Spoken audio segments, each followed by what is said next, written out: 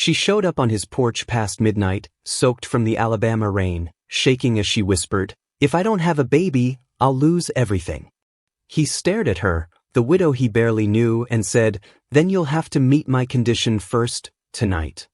Before we begin, please like, subscribe and tell me in the comments. Where are you watching from? United States, Canada, Malaysia, UK, Australia, Jamaica." The rain hadn't stopped all evening. Alabama storms had a way of swallowing sound, turning everything soft and heavy. Ezekiel Monroe sat in his worn recliner, the TV flickering muted light across the living room walls. His son, Micah, had fallen asleep hours ago, small body curled under the patchwork quilt his late wife made.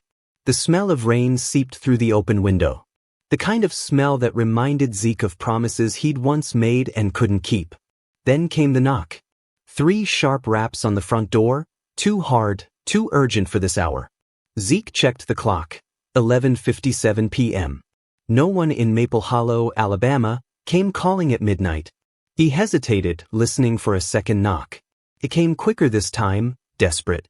He stood, grabbed the old flashlight from the counter, and swung open the door. She stood there, drenched from head to toe. Her heels sank into the mud, mascara running, hair plastered to her face. Even through the stormlight, he recognized her. "Lena Caldwell," he said slowly. Her lips trembled. "You remember me?" "Hard to forget," he muttered. "You were the city lady stranded off Route 22. Lexus with a blown radiator. That was, 4 years ago?" She nodded. Rainwater dripped from her coat. "You didn't take my money then." I'm hoping you'll take it now." He blinked, unsure he'd heard right. "Excuse me?" Her voice broke. "If I don't have a baby, I'll lose everything." The rain filled the silence between them. "Come inside," Zeke said finally. "You're shaking." She stepped past him, heels clicking on the hardwood floor. The house smelled of coffee, sawdust, and rain-soaked pine. Family photos lined one wall, his late wife Karina, and Micah, all smile and missing teeth. Lena's breath caught. She didn't belong here.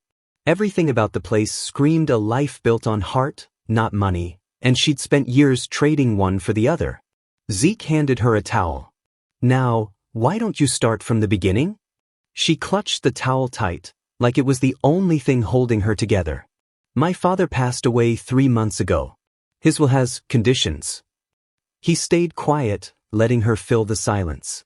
"If I don't have a biological child with a legal father before I turn 35, I lose the company. The Caldwell Group, our family's real estate business. I've given my entire adult life to it. Every project, every hour, everything I am is tied to that name." Zeke studied her. "That's quite the condition." "I thought I had time," she said, voice thin. "But I just turned 34. I've tried everything, donors, surrogates. But his lawyers said it won't count. It has to be a legal father on record." She swallowed. "So I came to you." He set his jaw. "Why me?"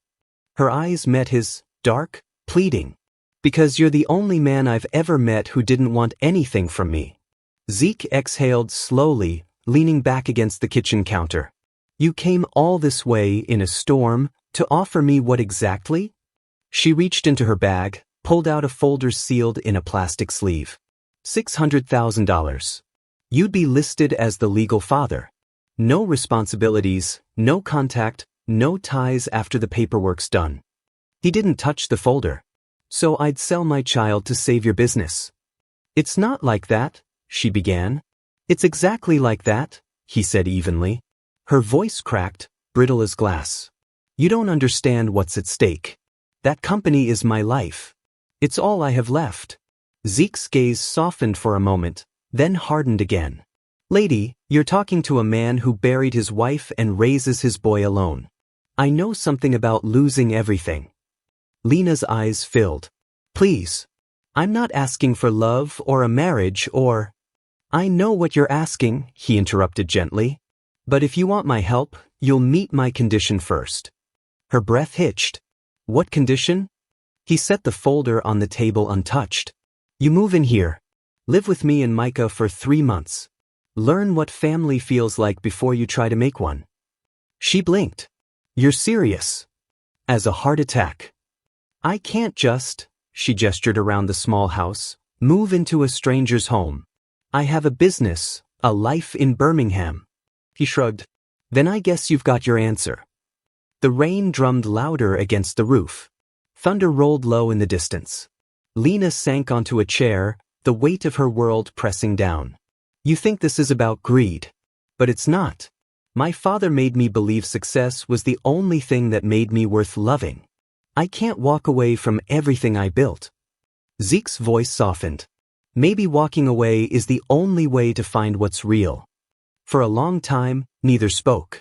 The storm eased, leaving the steady drip from the gutters outside.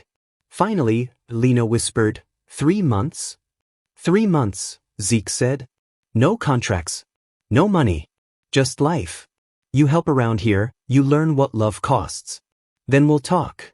Her shoulders sagged. She had faced boardrooms full of ruthless men, but this quiet challenge from a man with nothing to offer but honesty, terrified her. But she had nowhere else to go. Fine, she said quietly.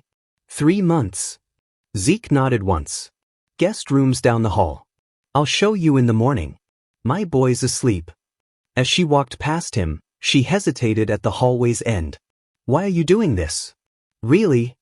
He glanced toward a framed photo of his late wife. Because my son still asks if his mama's coming back. I don't ever want another child to grow up asking that question. The light flickered as thunder rumbled one last time. Lena stared at him, this man she barely knew, who'd just rewritten the rules of her life. For the first time in years, she felt afraid, not of losing everything, but of finding something real. I poured my heart into this story because I believe real emotions still matter. My girlfriend laughed and said I'd never even reach 1,000 subscribers. She might be right, unless someone like you proves her wrong. Please hit subscribe, not for me alone, but for the stories that deserve to be heard. The morning sun crept through thin curtains, cutting across the guest room in streaks of gold. Lena blinked at the unfamiliar ceiling. For a few seconds, she forgot where she was, then the scent of coffee, bacon, and something faintly woodsy reminded her. Alabama. Ezekiel Monroe's house. The man who told her she'd have to earn her family before she could buy one. Her body ached from the old mattress, and her city-tailored suit from last night hung over the chair like a misplaced artifact. She ran a hand over her face. She hadn't showered, hadn't eaten, hadn't slept properly in weeks. But for the first time in years, she'd made a decision that didn't involve a lawyer. When she stepped into the kitchen, Zeke was already there. He stood by the stove, still in his gray work shirt, sleeves rolled up, flipping pancakes with calm precision. His son sat at the table, swinging his small legs and humming through a mouthful of syrup. Morning, Zeke said without looking up. Hope you're hungry. Lena hesitated in the doorway, unsure how to fit into this picture. I can make coffee, she offered weakly. He chuckled. Already done. That pot there's strong enough to wake the dead. The boy turned around, brown eyes bright with curiosity. You the lady from last night? Lena blinked. Yes. I'm Miss Lena.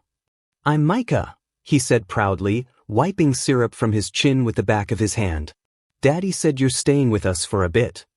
That's right, Zeke said, setting another pancake on his plate. Miss Lena's gonna help out around here. Micah squinted. Like a babysitter? Zeke laughed. More like a guest who pulls her weight. Lena sat down awkwardly. I'm not sure how helpful I'll be. I don't exactly know how to live like this. Like what? Micah asked, wide-eyed. Normal, she said softly. Zeke poured coffee and set a mug in front of her. Normal's overrated. We just try to do our best round here. Breakfast passed with quiet chatter. Micah talked about school, his friend Toby, and how their dog at the bus stop could almost talk. Zeke listened with patient warmth, smiling in that quiet way of men who've learned to find joy in small things. Lena found herself watching him, noting how easily he moved, no rush, no pretense, just steady. When she offered to clean up afterward, he handed her a dish towel. In this house, everybody helps. Even guests. She took the towel like it was a foreign object. Her manicured hands weren't used to soap and dishes. Still, she followed his lead, rinsing and drying while he washed. Micah hummed beside them, stacking forks with deliberate care. Somewhere between the suds and the laughter, the tension eased. By noon, Zeke was ready to head out. He worked construction at a small local firm, mostly home renovations and community projects. "You're welcome to stay here, use the Wi-Fi if you need," he said, grabbing his tool belt. "Micah gets out at 3. I'll pick him up." Lena nodded, clutching her phone. Her inbox flashed with 30 unread messages. Lawyers, board members, her cousin Malcolm. She turned it face down on the counter. "I'll be fine," she said. He studied her a moment. "You sure you can handle quiet? I could use a little of it." When the door closed behind him, the silence felt strange. In her high-rise condo back in Birmingham, silence had been her comfort. Here, it pressed in like something alive. She wandered through the house, the creak of the floorboards, the faint hum of the refrigerator, the ticking clock above the fireplace. Family photos lined the mantel, birthdays, fishing trips, a woman with bright eyes and laughter frozen in time. Lena Monroe, the wife who wasn't coming back. Lena stood there for a long while, tracing her finger over the glass. The kind of love that left marks like this, she'd never known it. By the time Zeke and Micah came home that afternoon, she'd swept the kitchen, folded laundry, and started dinner from a recipe she found in one of Karina's old cookbooks. Fried chicken. She burned the first batch. Zeke laughed when he saw the evidence, a blackened pan smoking in the sink. "You tried," he said, grinning. "That counts for something." "I'm a disaster," she said, laughing in spite of herself. "Everyone's a disaster their first week here. Even me." Later, after dinner, Micah brought out a stack of books. "It's story night," he announced. "Your turn," Zeke said, nudging Lena. "Me?" she pointed at herself. I don't know how to read to kids." "Just open it and start," Zeke said. "He'll tell you if you're doing it wrong." So she did. It was a book about a bear who couldn't sleep through the winter. She tried to read it straight, but Micah interrupted halfway. "You gotta do voices," he said seriously. "Daddy makes the bear sound sleepy and the rabbit all squeaky." Lena rolled her eyes but played along. Her bear voice was terrible, her rabbit worse. Micah laughed so hard he snorted. Zeke stood in the hallway, unseen, smiling at the sound. When the story ended, Micah leaned against her shoulder. "You smell like cinnamon." She froze, not used to the closeness. "That's soap." He nodded, sleepy. "You sound like my mama used to. When she sang." Lena swallowed the sudden lump in her throat. "She must have been special." "She was," he said, already drifting off. Lena closed the book quietly. For a long moment, she just sat there, watching the rise and fall of his chest, the innocence that hadn't yet been touched by the world. Later that night, she found Zeke out on the porch, his boots up on the rail, a beer in hand, watching the fireflies. "He likes you," Zeke said softly. "He's a good kid," she replied. "You've done a good job." He gave a quiet hum of thanks. "Karina would have liked you. You got that same stubborn streak." Lena smiled faintly. "I'm not sure that's a compliment." "It is around here." The air smelled of wet grass and honeysuckle. Somewhere down the road, a church bell rang the 9 o'clock hour. Lena tucked her knees beneath her and sighed. "I don't belong in this world, Zeke. I've spent my life chasing deadlines, not dinners." He took a sip of his beer. "Maybe it's time you started chasing the right things." The night grew still. In the faint porch light, she could see the edges of his grief, but also his quiet strength. It wasn't money or power that made this man solid. It was the way he carried pain and peace in the same breath. "I don't know what I'm doing here," she admitted. "Good," he said. "Means you might learn something." She turned her head, meeting his gaze. "About what?" He smiled, a real one this time, soft and tired. "About love. And maybe about yourself." For the first time in years, Lena didn't have an answer.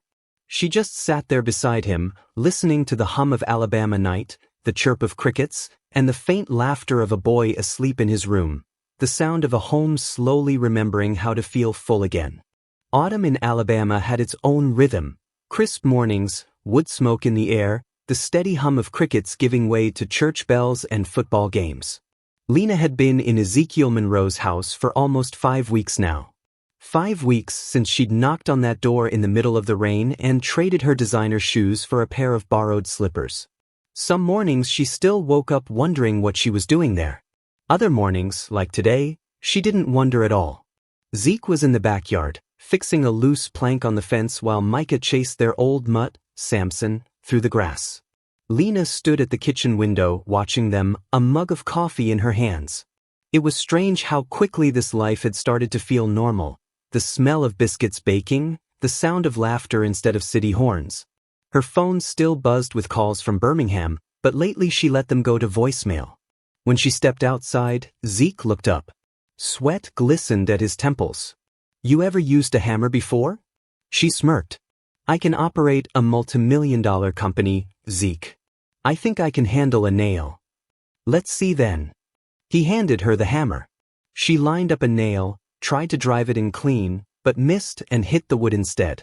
Zeke chuckled, that low rumble that lived somewhere between amusement and admiration. "You swing like you're signing a contract. Maybe you should stick to what you're good at," she shot back. He leaned in, voice playful. "And what's that?" "Being impossible," she said, smiling despite herself. They finished the fence together, a crooked line of imperfect boards that somehow stood straighter than before. When they stepped back to admire it, Micah clapped from the porch. "Looks great. Miss Lena, you didn't even break anything this time." She laughed, brushing sawdust from her jeans. "That's progress." Later, after lunch, the three of them piled into Zeke's old pickup to go into town. The truck rattled like it had survived a war, the radio only playing one station that crackled gospel hymns through the static. Micah sat between them, swinging his legs, singing along. "Daddy, Miss Lena doesn't know the words," he teased. "She will," Zeke said. "Give her time." They stopped by the farmer's market. Lena helped pick apples while Micah begged for kettle corn. People nodded as they passed, small-town smiles, polite curiosity. Everyone knew Zeke Monroe, the man who built half the town's porches after the flood. And now they were seeing him with a woman. Whispers followed, gentle but real. "Don't mind them," Zeke said when he caught her stiffen. "Folks around here love stories. You're just the new chapter." That night, after Micah was asleep, Lena found Zeke sitting on the porch again. The same porch where every important conversation seemed to happen. He was whittling a piece of wood, slow and deliberate. "You ever stop moving?" she asked, stepping out. He smiled without looking up. "Only when I'm thinking too much." "What about tonight?" "Thinking about Karina," he said simply. Lena sat beside him, quiet. The night was cool, the moon a pale slice over the trees. "Tell me about her," she said softly. Zeke's hand stilled on the knife. For a moment, she thought he wouldn't answer. Then he spoke, voice rough. "She was light. The kind that filled up a room before you even saw her. Loved loud, laughed louder. Couldn't cook to save her life, but she'd sing while burning dinner anyway." Lena smiled, eyes warm. "Sounds like she made you happy." "She did," he said, gaze distant. "She died on a Wednesday. Construction site accident. I was supposed to pick Micah up from daycare, but I stayed late at work. She went instead. Wrong place, wrong time." His voice cracked. "I should have been there." "It wasn't your fault, Zeke." He shook his head. "Maybe not, but I live with the what-ifs every day." She looked at him, this man who carried grief like armor. "You're still here. That has to mean something." He exhaled, the sound heavy. "Maybe. Some days I think I'm just surviving. Then maybe it's time to start living again." He looked at her then, really looked. The silence between them wasn't empty anymore. It was full of everything they weren't saying. She wanted to reach out, to touch his hand, but the moment hung fragile, uncertain. Then her phone buzzed in her pocket, shattering it. "Sorry," she whispered, pulling it out. Her cousin Malcolm's name flashed across the screen. Zeke frowned. "You sure you want to take that?" "I have to." She stepped inside, closing the door behind her. His voice followed her faintly through the wood. a mix of patience and quiet disappointment. Inside, the conversation turned her stomach. Malcolm's voice was smug. Lena, the board's getting restless. Rumors are spreading. Something about you shacking up with a construction worker down in the sticks? I can't keep defending you. She swallowed hard. You wouldn't happen to be the one spreading them, would you? He laughed. I'm just looking out for the company. You've got 11 weeks left before the clause kicks in. Either produce a husband or a child, or everything goes to me. When she hung up, her hands were shaking. She stared at her reflection in the kitchen window, hair messy, sleeves rolled up, barefoot. For the first time, she didn't look like the CEO of anything. Just a woman caught between two lives, one built on ambition, the other on something she didn't yet have a name for. When she went back outside, Zeke was still there, whittling quietly. Bad news? He asked. She nodded. The board's turning on me. My cousin's pushing to take the company. He studied her face. And what do you want me to say? I don't know. Maybe I just wanted someone to tell me I'm not crazy. You're not crazy, he said softly. Just scared. She laughed bitterly. You make that sound better than it feels. Fear ain't always bad, he said. Sometimes it's how you know you're standing somewhere worth not losing. They sat there for a long time, the night settling around them like a blanket. The cicadas hummed, a dog barked in the distance, and somewhere inside, the old clock ticked steady. Lena leaned back, eyes closing, the tension slowly melting from her shoulders. You ever think maybe people like us don't get second chances? She asked quietly. Zeke looked at her, the porch light catching the sadness in his eyes. Nah, he said. I think we just stop believing we deserve The air hung thick with something unspoken, maybe guilt, maybe hope, maybe both. She wanted to tell him she was starting to feel again, that this house had somehow taught her more in a month than her father's empire had in 30 years. But words were too small for it. Zeke broke the silence. Tomorrow's Sunday. Micah and I go to church. You're welcome to come. Church, she teased. Haven't stepped in one since I was 16. Then it's about time you start again. She smiled, slow and reluctant. Maybe I will. And for a moment, under that porch light, they both looked like people learning how to live again. As the story of Zeke and Lena unfolds, their hearts are slowly rebuilding the kind of home money could never buy. If you believe that love can find us even in our broken places, don't just scroll away. Subscribe to this channel so you don't miss what happens next, the breaking point. Sometimes the next chapter is the one that changes everything. The first frost of December came early that year. By morning, the Monroe house was quiet except for the sound of the furnace humming against the chill. Lena stood at the kitchen sink, staring out the window at the frozen fields beyond the fence. She'd been there 3 months now. The days had slipped past like pages in a book she wasn't ready to close. Zeke had gone to work early, leaving a note on the counter, "Coffee's fresh. Be safe on the road today." He didn't sign it with his name anymore. He didn't have to. Micah was at the table coloring, his tongue poking out in concentration. "Miss Lena," he said, "you think Daddy's happy again?" She froze with her hand on the coffee pot. "Why do you ask that, sweetheart?" He shrugged. He laughs more. He used to be quiet all the time. Now he sings when he makes breakfast. Badly. She smiled, heart tight. "I think he's happy, yes?" "Good," Micah said. "Then maybe you'll stay forever." Her smile faltered. The word forever hit harder than it should have. She wanted to promise she would, but her father's voice, that cold echo from her childhood, reminded her everything worth having comes at a cost. That afternoon, her phone rang. The screen flashed Malcolm Caldwell. She considered ignoring it, but the unease in her chest won out. "Malcolm," she said. "What now?" "You've done it this time," he replied, voice slick with satisfaction. "A reporter from the Birmingham Ledger just published a story about your little arrangement down there. Pictures. Post. It's already circulating through the board." Her pulse spiked. "You did this. I warned you. The shareholders are calling for an emergency meeting. They think you've lost your mind. If you can't prove this relationship is legitimate within 3 weeks, you're done. No company, no inheritance, nothing." Her voice came out low. You always wanted it, didn't you? He didn't deny it. You made it easy. The line went dead. She stood in the kitchen for a long time, the phone trembling in her hand. It was all unraveling, the fragile peace, the quiet laughter, the slow healing she hadn't dared name. By the time Zeke came home, dusk had fallen. His shoulders were dusted with sawdust and cold air. He took one look at her and knew something was wrong. What happened? He asked. They found out, she whispered. The board, the media, everyone. They think I'm living here for appearances, that I've lost control.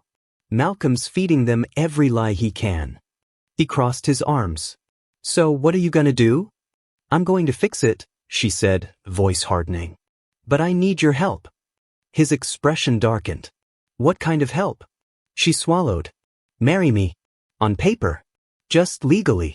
It'll prove the relationship's real, stabilize the board, and buy me time to. Stop. The word cut clean through her sentence.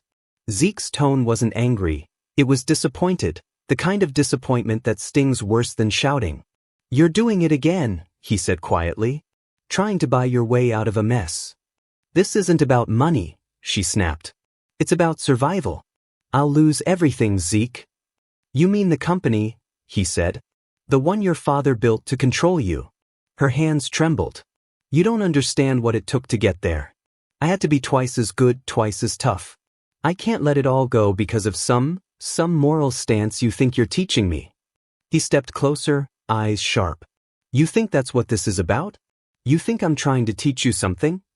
Then what do you call this? She demanded. You made me move in here like some kind of project, a woman you could fix. He flinched, the words cutting deeper than she meant them to. I didn't bring you here to fix you, he said softly. I brought you here because I thought maybe you'd learn that life isn't about winning. It's about showing up, for the people who need you. Well, maybe I don't know how to do that, she burst out. I don't know how to be like you. You think it's easy for me to just stay here and pretend this is enough? I wasn't made for quiet kitchens and bedtime stories. Zeke's voice dropped, low and wounded. Then what are you doing here, Lena? She opened her mouth, but the words wouldn't come. Because she didn't know.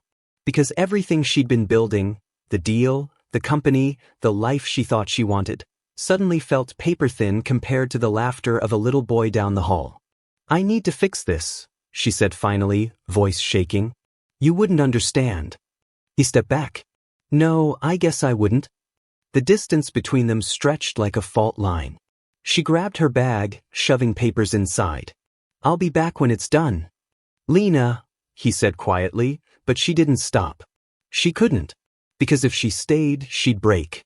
When the door slammed behind her, the silence hit hard. Zeke stood there for a long time, staring at the empty hallway. Then came the soft sound of small footsteps. Daddy. Micah's voice trembled. Where's Miss Lena going? Zeke crouched down, meeting his son's eyes. He tried to smile, but it came out broken. She's got things to take care of, bud. She's coming back, right? Zeke hesitated. The boy's eyes were so full of hope it hurt. I don't know, he said honestly. Micah's lip quivered. But you said when people love each other, they stay. Zeke swallowed the lump in his throat. Yeah, I did. That night, after putting Micah to bed, Zeke sat on the porch alone. The cold crept in through his shirt, but he didn't move. The house behind him felt emptier than it had in years, emptier than it had the day Karina died. Because this time, the silence came with the memory of laughter that had just started to feel real again. In Birmingham, Lena stood in her penthouse apartment staring out at the glittering skyline. Everything was perfect again, marble floors, expensive wine, silence. She'd showered, changed, called her lawyer.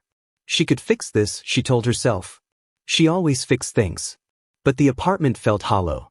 The quiet didn't comfort her anymore. It haunted her. She reached into her purse and pulled out a folded piece of paper, Micah's drawing. 3 figures holding hands.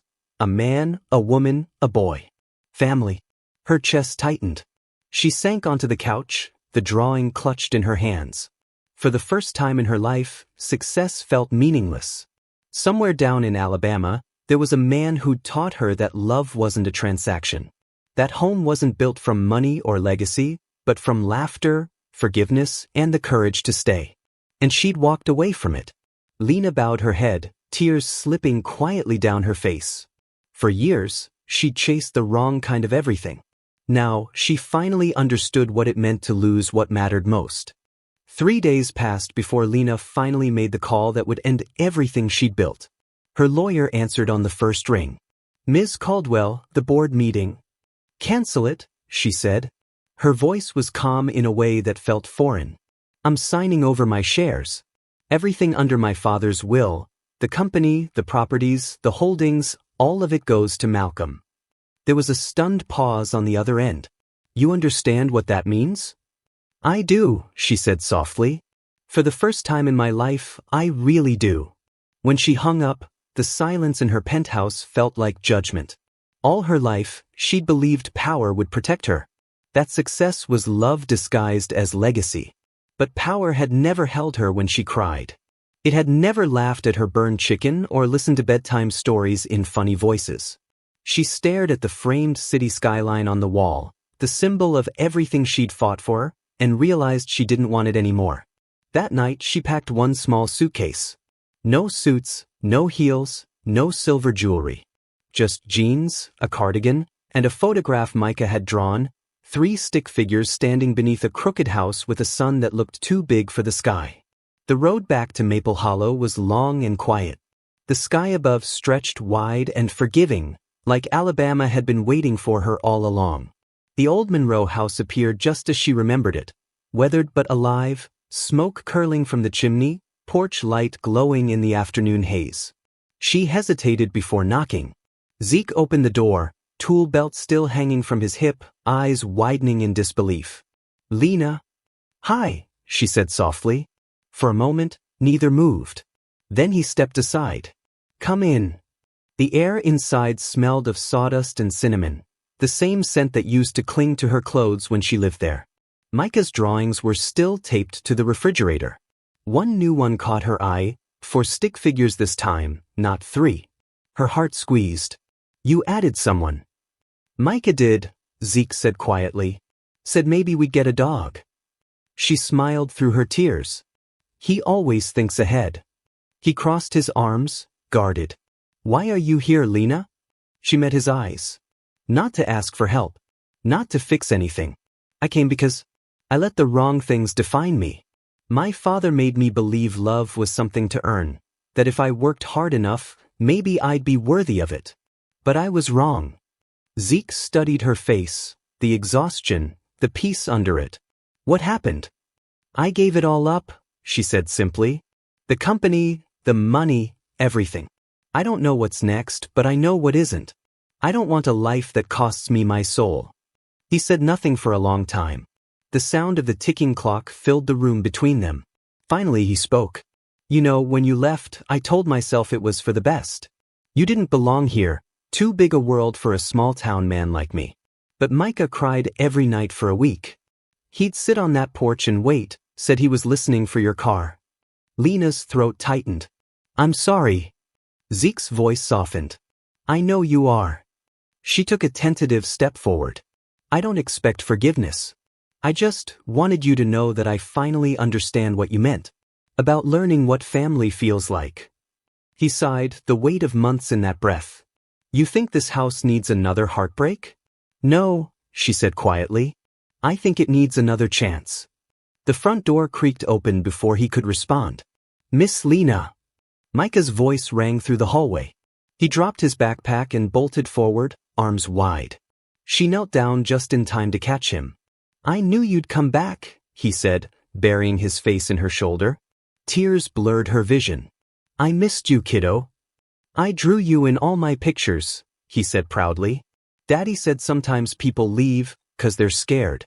But scared people can still find their way back." Zeke watched them, something breaking and mending in his chest all at once. When Micah ran off to show Lena his newest drawing, Zeke spoke quietly. "You sure you want this life? The mess, the noise, the slow days." She looked up, meeting his gaze. "It's the only life that's ever felt real." He hesitated, then nodded slowly. "Then I've got one condition." She laughed through her tears. Another one? He stepped closer, eyes soft. Don't stay, 'cause you lost something. Stay, 'cause you found something worth keeping. Her voice trembled. I can do that. He reached for her hand. The moment felt still, fragile, sacred. Then stay. And she did. A year later, the Monroe house looked nearly the same, but everything inside it had changed. Zeke still worked with his hands, but now he whistled on his way home. Lena had started a small housing nonprofit in town, affordable builds for single parents trying to start over. Micah helped paint the signs, leaving his tiny handprints on every wall. One warm spring evening, they sat on the porch, the same porch where their story began. Fireflies blinked over the yard while crickets sang in the fields. Micah sat cross-legged on the steps, drawing again. He looked up, beaming. Look, Mommy Lena. She smiled at the new name, Mommy. Every time he said it, it felt like grace. The drawing showed 4 figures standing outside a house: Zeke, Lena, Micah, and a smaller one with a round belly and short arms. Zeke leaned over. What's that little one supposed to be? Micah grinned. The baby. You said maybe we'd have one someday. Lena blushed, glancing at Zeke. He's got big ideas. Guess he gets that from his mama, Zeke teased. She laughed, leaning against him, the sound easy and full. The stars stretched wide above them, steady and familiar. For the first time in her life, Lena Caldwell didn't feel like she was running. She wasn't chasing success or validation. She was home, in all the ways that word finally meant something. Zeke squeezed her hand. You ever think about how far you've come? She nodded. Every day. And how close I came to losing it all. He smiled faintly. You had to lose the wrong things first. The porch light flickered, that same golden hue that had greeted her the night she arrived. Except this time, it didn't feel like a warning. It felt like a welcome. Sometimes life takes everything away just to show you what was never really yours. Lena thought she needed a baby to save her legacy. What she really needed was love to save herself.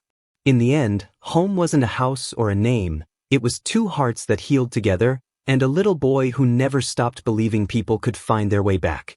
And if you've ever lost something you thought defined you, maybe your career, your family, or even yourself, remember, redemption doesn't come when life is perfect. It comes when you finally stop running from what's real. If this story moved you, don't just scroll past. Somewhere out there, another Lena is still choosing between success and peace. Like and subscribe to this channel so you don't miss her next chapter, because sometimes, the stories we hear help us heal our own.